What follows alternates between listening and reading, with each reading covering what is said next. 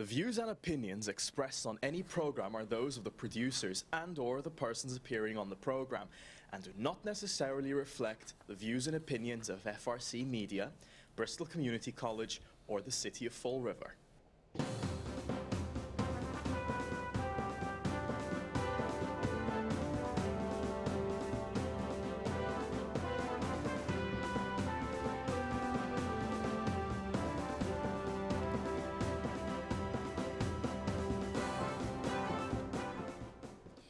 Well, hello. Welcome to Spindle City Straight Talk. I'm Chip. And I'm CJ.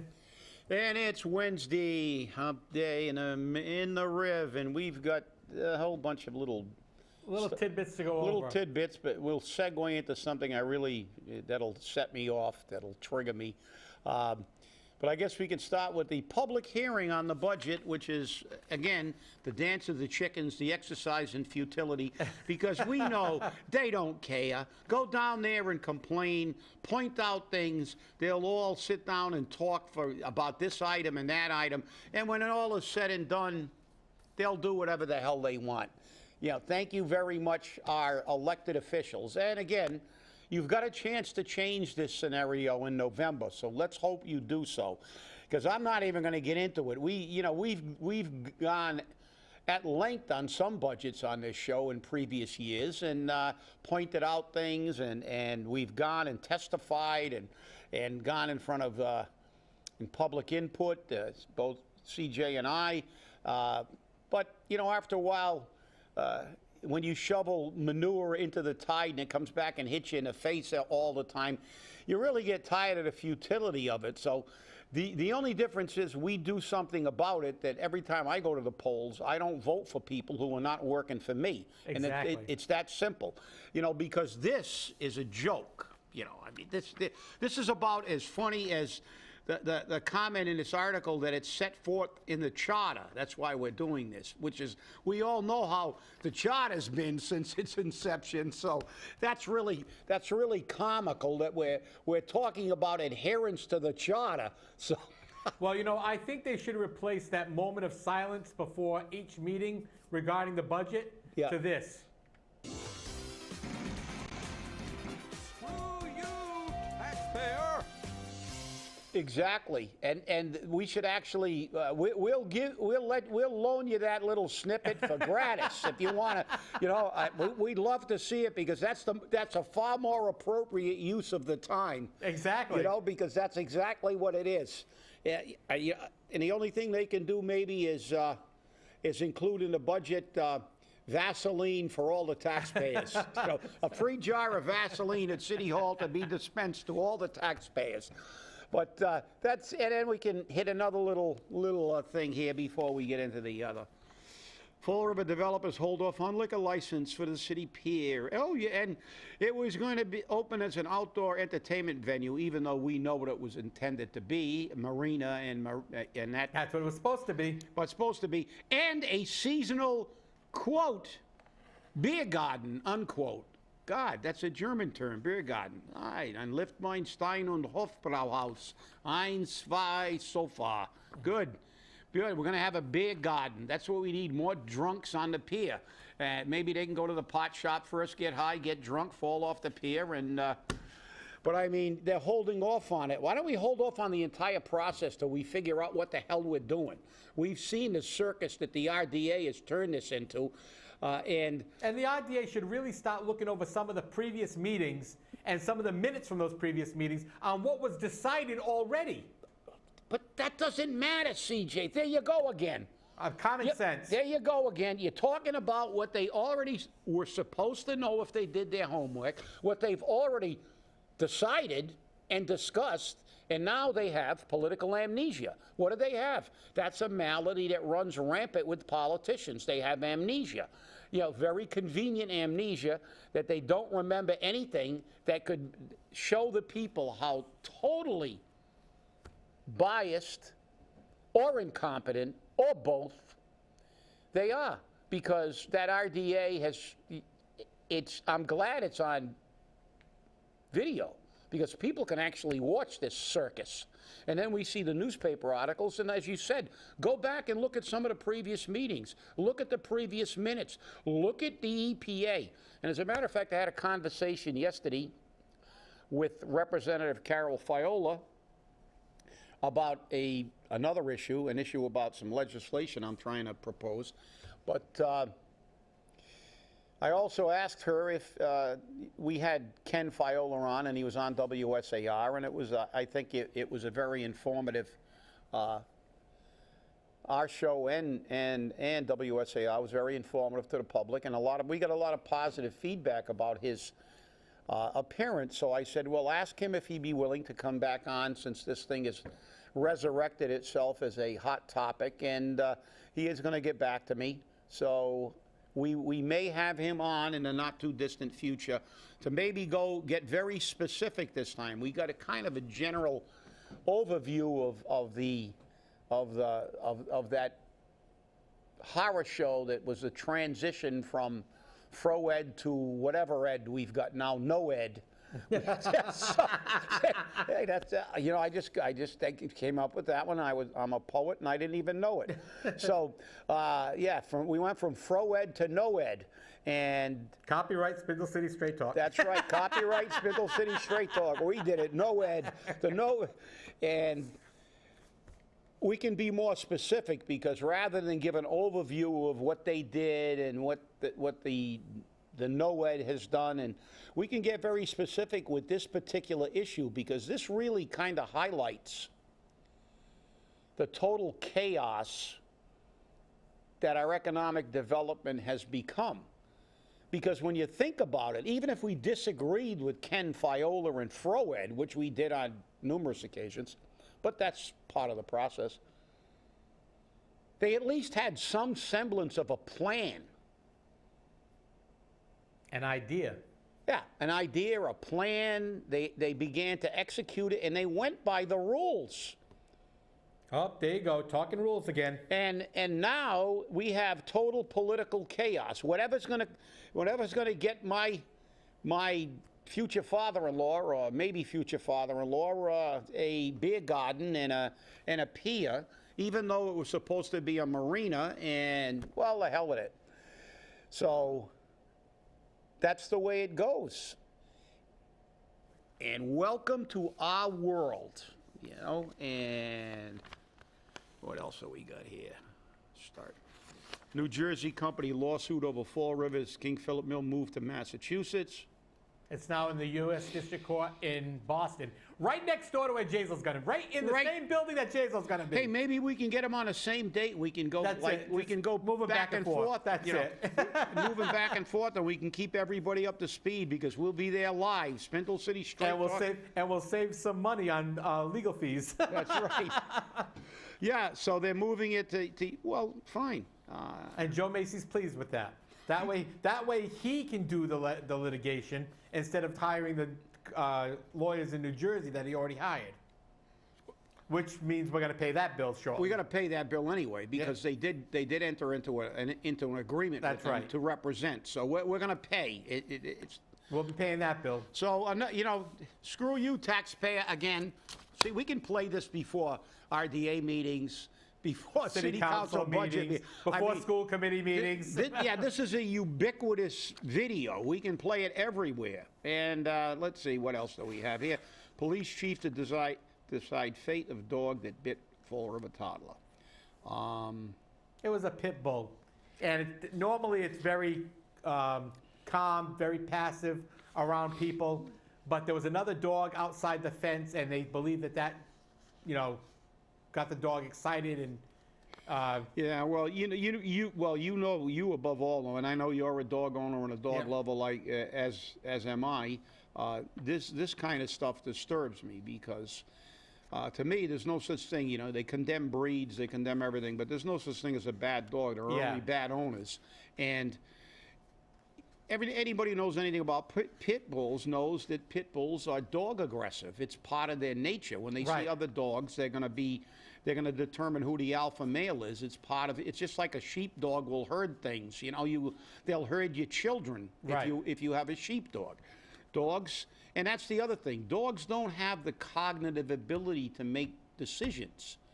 They are creatures that have to react to whatever Their instinct. their instinct is there. And their instinct is, and you know this, and it disturbs me because it's always the dog. And in many cases, it's the parents of children who allow them. As a matter of fact, I had an instance just this week, well, the end of last week. I was walking my dog, as I do every day, at least once, sometimes twice, here at BCC. And there was a little small, very young child, and with another child and the father, and they were fishing, and you could see the kid wanted to come over and said, can I pet the dog? And even though my dog would not harm a fly, but the fact is that I always kind of, when people, whether they like it or not, I volunteer the information, and I tell them that, if you're going up to a strange dog, it's not a good policy to have your children. And my children grew up with dogs, and I always taught them you just walk up to a dog, because dogs don't perceive them. They don't understand that this person is not a threat. They could perceive anything. It's an instinctive reaction on their part. It's not a cognitive decision. And if you startle a dog, or the dog doesn't know you and they're in fear, they may react, even if the dog isn't a aggressive dog. Well, So- I mean, you can also look at dogs when they get injured. Yeah. You could be the owner and they get injured and you're trying to help them and they're trying to bite you. Yeah, they're 'Cause trying to protect They're themselves. trying to protect themselves, exactly. And that's what animals do. That's what they do. And so I told, I said, you really shouldn't pet strange dogs. I said, she's not aggressive, but you really shouldn't go up to dogs. And if you do, there's a way to do it. You don't just come charging up with your hand up and come up very quickly. You've got to kind of approach them very slowly, or don't approach them at all. Let them approach you and get you scent. You got to keep your hands down. There are a lot of things that people who know a little bit about dogs know about dogs. And I said that, and the father told the son, okay, don't go pet him. And sure enough, when I walked by, the kid went charging up to my dog. Of course, my dog didn't do anything. No, Jazzy's a sweetheart. She didn't do anything. But I looked and I went, oh, I said, and he went, I said, you should, and I told him exactly what I just said. You should teach him to not just go charging up to a dog. If that was another dog that became fearful because somebody is charging at him, the dog might have snapped at him. Exactly. And now here we go again. They're going to euthanize my dog because some child ran up to it and scared the bejesus out of it. And this is the problem. It's always the dog, and it's easier because it's always somebody else's fault in our new society. Now they're condemning the United States women's soccer team for beating Thailand 13-0. Oh, the poor Thai, you embarrassed them. Well, if they want to play professional, if they want to play in a World Cup, they have to realize if they're not that good and they're playing the best, rather than being proud of Americans and playing the best game they could possibly play. And on the same hand, the mainstream media would condemn the American soccer team if they got beat by Thailand. They'd say, how could you get beat by such a pathetic team? Well, it's a game. It's a competitive game. And if you really get beat that badly, it's just the way it is. So you have a choice. You can go back and practice your butt off and come back in the next World Cup in 4 years, a much better team, and you may not win, but you may have a competitive game. But you know what the problem with athletics is, competitive athletics?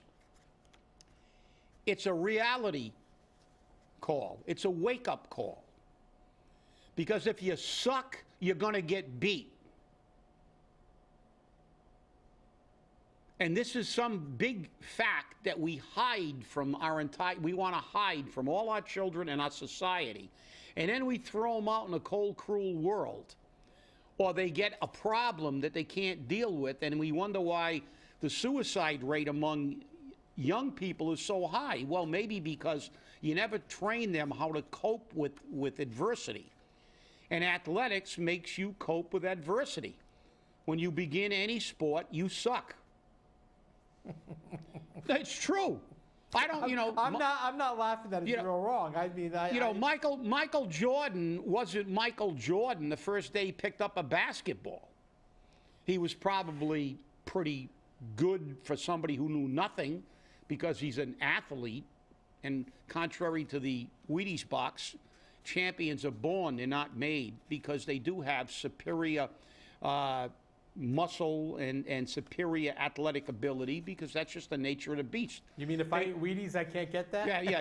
You can eat all the Wheaties you want. You're not going to be Michael Jordan, and neither am I. But the reality is that Michael Jordan's not going to be Albert Einstein either. Exactly. So everybody has different strengths and weaknesses, but we have to protect everybody. But I got off on a total tangent on this. But this, again, it disturbs me when we talk about a dog and we talk about an attack. And, yeah, granted, I think that, and okay, let me get radical. I think Michael Vick should have been thrown into a pit of starving dogs and ripped apart for what he did to those fighting dogs he was breeding. And they were electrocuting him and drowning them and everything else. And after they get through getting chewed up by another dog, they just throw them on a heap and let them die, or they shoot them. So is it the dog? No. It's what Mark Twain said so aptly. Man is the only animal that can blush and the only one that needs to.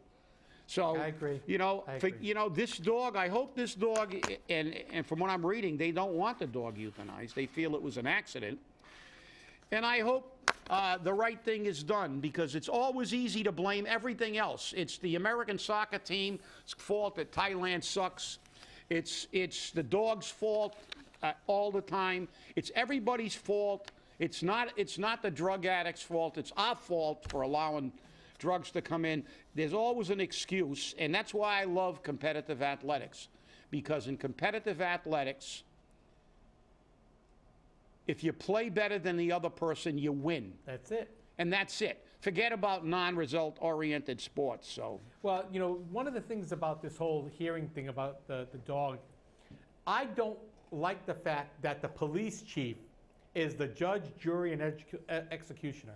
I firmly believe that the city of Fall River should have a hearings officer for everything, for parking tickets, for housing violations, for dirty lots, whatever the case may be. Any violation that's issued should go to a hearing officer.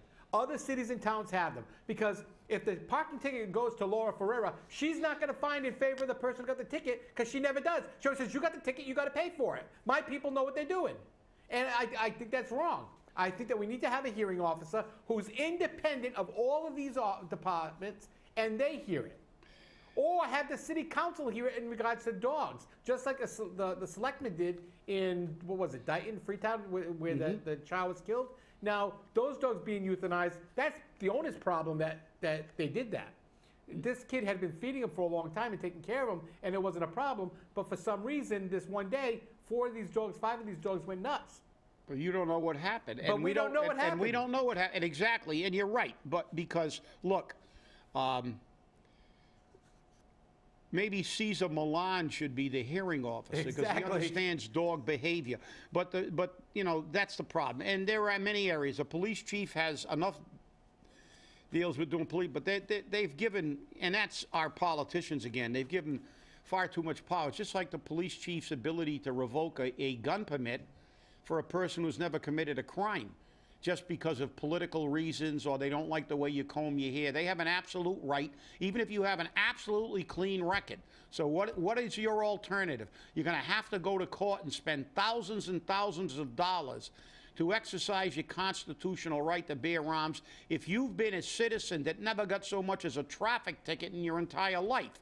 But if the police chief or the mayor who appointed that police chief doesn't like you, you could have your gun permit and go to court, and you know what the judge will say?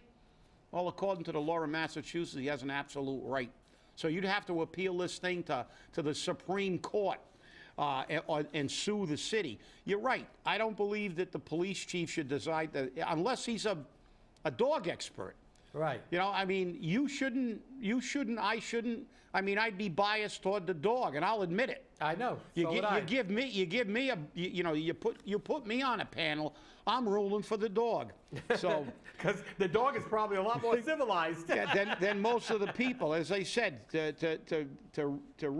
Samuel Clemens, dogs don't blush because they don't have to, because they react purely on instinct. Humans do, because they do things for greed and avarice. Right. And a new start and end times approved for 8 Fall River schools.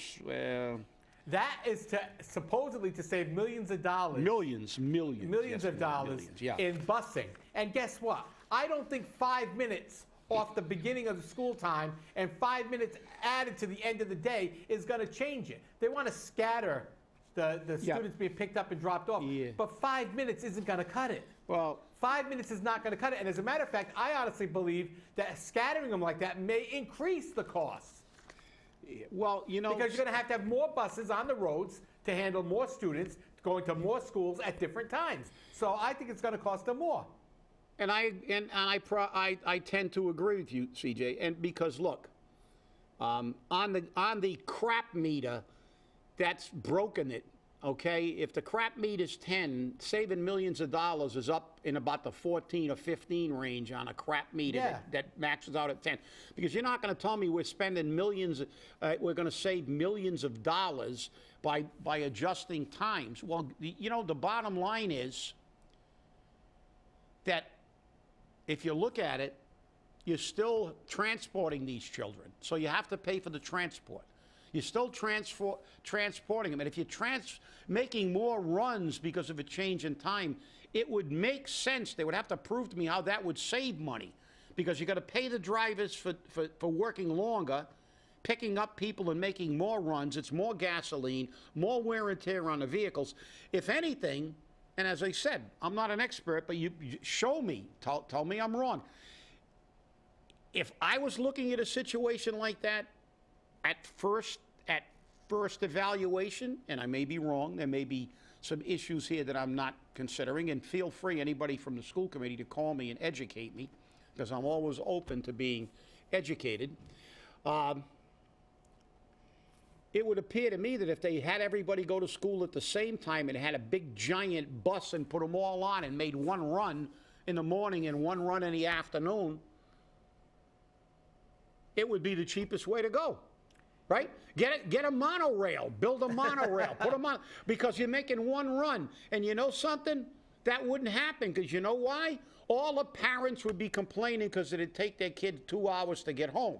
And they'd be getting up 2 hours earlier in the morning. And they have to get up 2 hours earlier. So Right. because of their convenience, we have to pay millions of dollars. You know, years ago when I went to school, we didn't take cabs to school.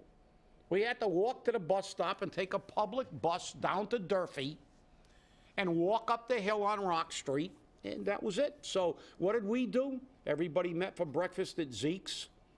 We all had breakfast at Zeke's, and we jumped on the bus on Pleasant Street and took the bus down and got off and walked up the hill. But hey, then again, that's the old days when we used to walk uphill to school both ways, you know, and the snow was up to the second floor window. But with that, we've got to get, I queued something up. I saw something yesterday, and it coincided with a newspaper article. They talked about firefighter memorials that really, really, really says it all about politicians. CJ, would you cue that, please?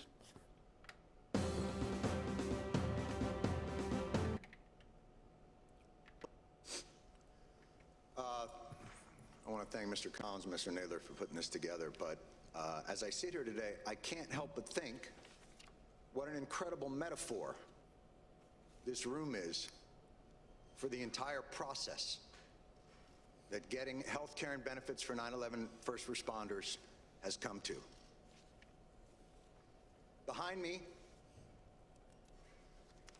a filled room of 9/11 first responders, and in front of me, a nearly empty Congress. Sick and dying, they brought themselves down here to speak to no one. Shameful. It's an embarrassment to the country, and it is a stain on this institution. And you should be ashamed of yourselves for those that aren't here, but you won't be. And boy, I'll tell you, Jon Stewart really said it, and said it very clearly. And this is not only about the people who lost their lives in 9/11. There were 343 firefighters that died in 9/11, police officers, and all the personnel that worked on that site recovering bodies for all those years. But what he said was true. It's an outrage. He also went on to say, you said you'd never forget, and you do. And that applies to veterans and everybody who sacrifices their life for this country. Because our politicians, as he said, you should be ashamed, but you won't be. They're not. They're going to run down to the office building this afternoon and raise funds to get reelected and get a president from their party in office. They only care about firefighters when they're marching in front of a procession to bury one of them who dies in the line of duty. Just like they don't care about veterans except on a day when there's a parade, and they can go and complain that there's no tanks or jeeps in the parade. They don't understand what these things are about. The reality is that whether it's Fall River, it's not about keeping people's names off the plaque. That's the whole point of this exercise. No matter how hard we try, no matter how great the equipment is, no matter how much we want to, we cannot stop military personnel from dying in wars, and we cannot stop police, fire, and corrections officers from dying when they do everything right in their job. Police officers that go into a building or a bank robbery or a school shooting environment, or even at a routine traffic stop, firefighters who go into a building that may collapse at any time. Unfortunately, there'll always be a name. It may take longer to get a name on those walls, but we will get names on those walls. And that's the whole point. But what is outrageous is the total disregard that the people that we have up there. I didn't see AOC or Tlaib there. Or Tulsi. Yeah, none of them. They're more worried about people bringing diseases into this country because they're saying, oh, how much is it going to cost? Well, how about all the costs we're spending with all these diseases that were eradicated that are being brought in by unvaccinated illegals? But, you know, that's the whole problem, and they should be ashamed. But as Jon Stewart so eloquently put it, they won't be. They never will be. That's why they have to be out. We have to drain the swamp. I noticed that I didn't see Cicilline there, and I didn't see White House there, and I didn't see any of these people in that chamber. They should have held that thing in an amphitheater, and every single member of Congress should have been there with their entire staff. That was the second greatest American tragedy that we've ever sustained, behind Pearl Harbor, 9/11. And they're still dying from the after effects of that. And it's an outrage, as Jon Stewart said. But it's not only the firefighters and the police officers and the other people that were even in the proximity to the dying. It's about their total disregard for their sacrifice. And that's what pisses me off. Well, you always say stay angry. And I am angry. When I see that, it makes my blood boil. So Well, we will not be here on Friday. Unfortunately, I have to go to Boston. My doctor up there, who I see periodically, has now only sees patients on Friday, so I'm screwed. So it's so nice to be able to do that, isn't it? fortunately, I only see him a couple times a year, so. That video, by the way, is making its rounds around all the mega media outlets and on YouTube. Watch the whole thing. It's about 9 minutes long. It's very interesting. Have a great day, and we'll see you on Monday. Have a good weekend.